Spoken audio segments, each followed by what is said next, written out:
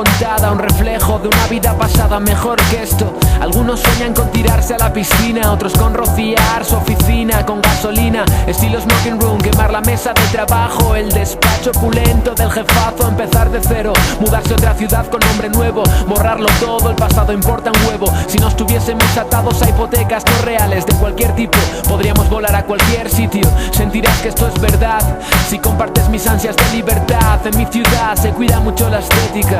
Yo suelo bajar en ropa de andar por casa, comprar pan. Vivimos en un mundo de fashion victims, por lo que aparente ser te van a catalogar. Control C, control V, baja de la nube. Fabrican clones y la gente los consume. Todo es más fácil si la fama sube.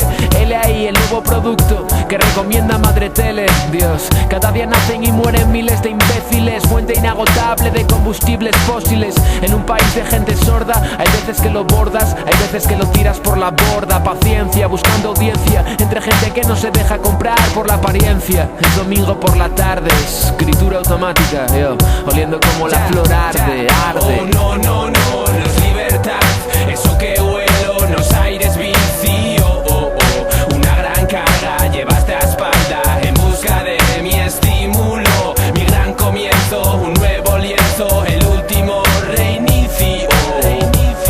Ya, lo formateo en 3, 2, 1, 0. Hay hojas verdes por el suelo, hay noches que sueño que vuelo y el mundo es un pañuelo así. Espero bajo la torre a que salga y atiende mis súplicas de un final feliz como las películas. Luchas por huir noches apáticas o como la peste, sientes que tu lugar no es este. No quieres formar parte del sistema que somete, vete antes de ser su juguete.